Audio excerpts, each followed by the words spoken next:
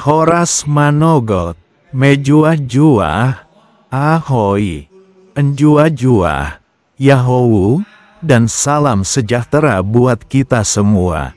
Shalom Bapak Ibu, dan saudara-saudari yang terkasih dalam Yesus Kristus, Tuhan dan Juru Selamat dunia. Topik dan nats renungan harian buat menguatkan iman dan kepercayaan kita umat Kristen pada hari weekend Sabtu, tanggal 11 Januari tahun 2025, tertulis dalam kitab Mazmur 10 ayat 1. Demikian isi firman Allah buat kita semua. Mengapa engkau berdiri jauh-jauh, ya Tuhan, dan menyembunyikan dirimu dalam waktu-waktu kesesakan?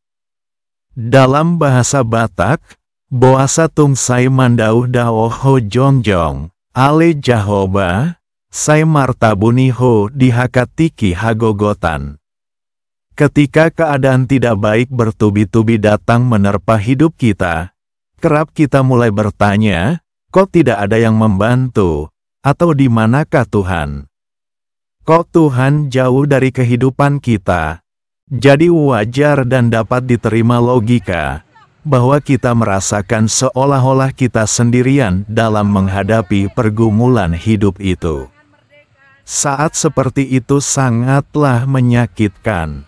Sedangkan kita saja kalau dijauhi oleh sahabat kita pasti tidak enak.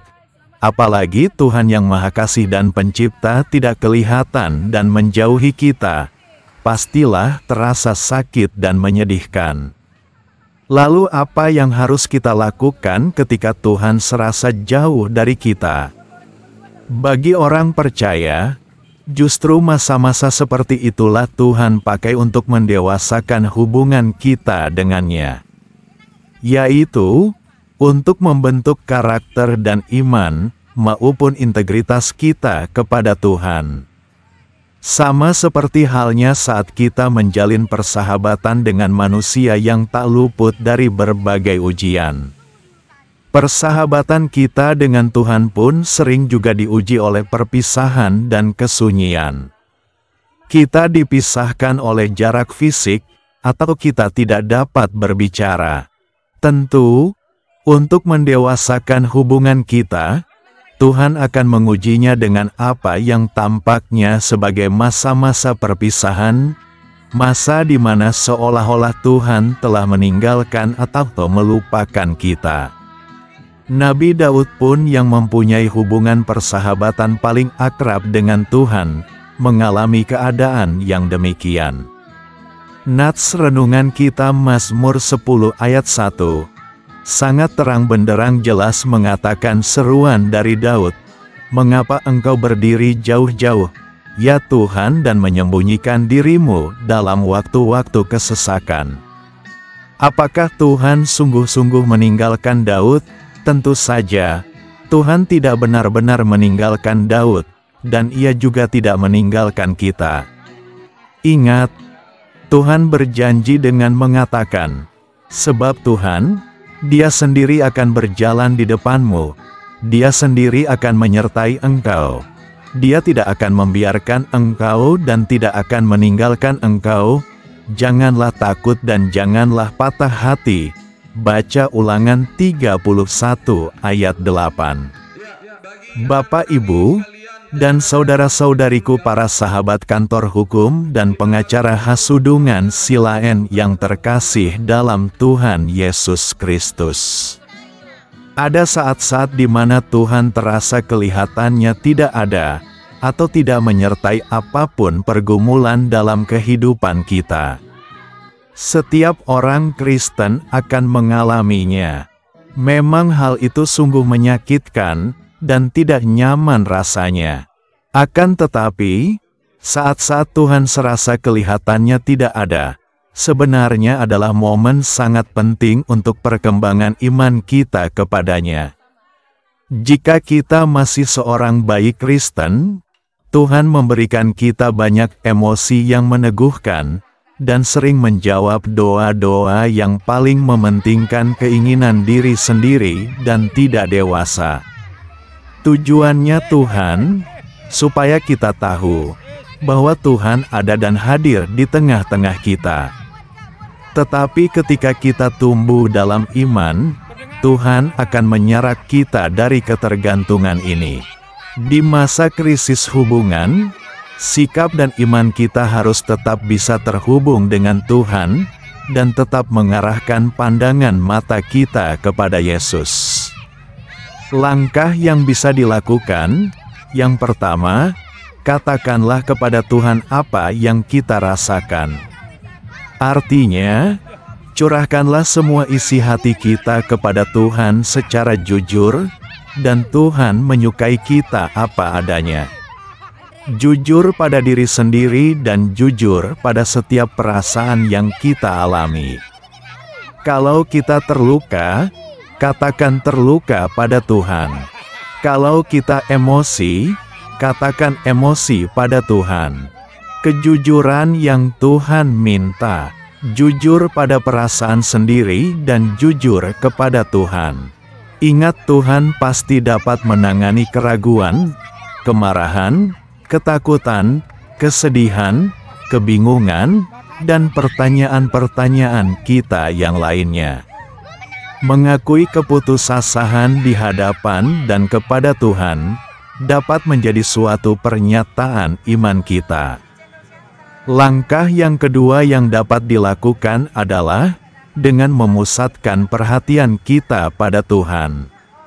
Bapak Ibu para sahabat kantor hukum Hasudungan Silaen dimanapun berada, apapun situasi dan perasaan kita, berpeganglah pada sifat Tuhan yang tidak berubah. Ingatkanlah diri sendiri tentang kebenaran kekal Tuhan.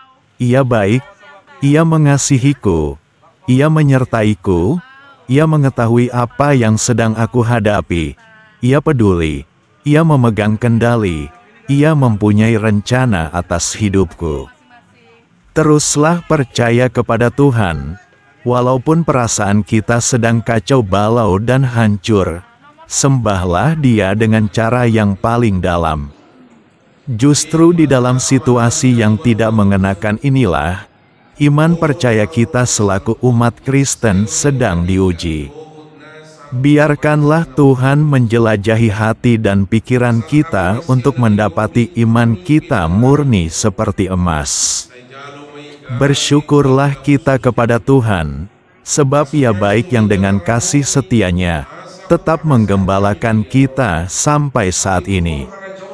Yesus adalah Gembala Agung yang baik.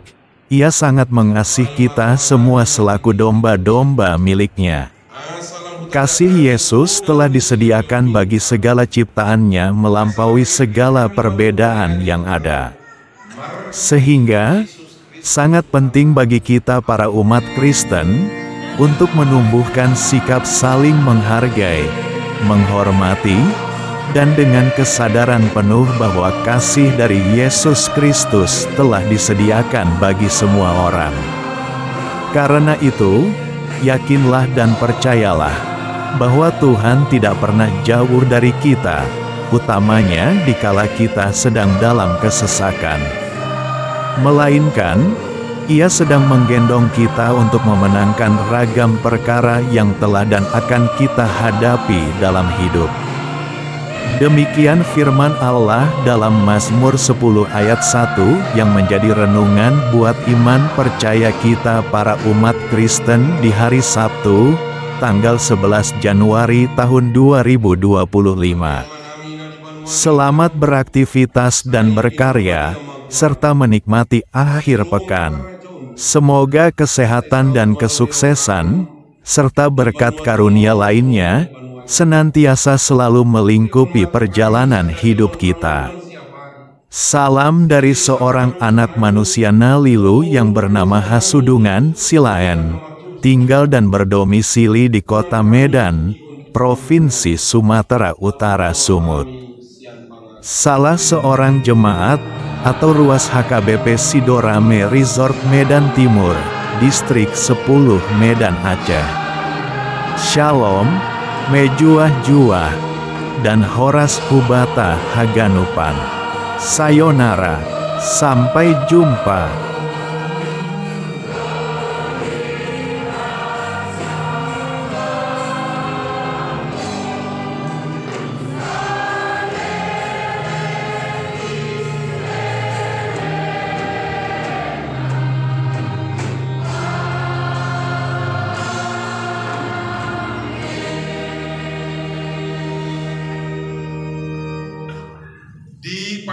sucana diramoti Tuhan di batama. Disondakon Tuhan di batama buhina tuho jala asima rohana midamo. Didompakon Tuhan di batama buhina tuho jala dipasorkon madamena tutoti.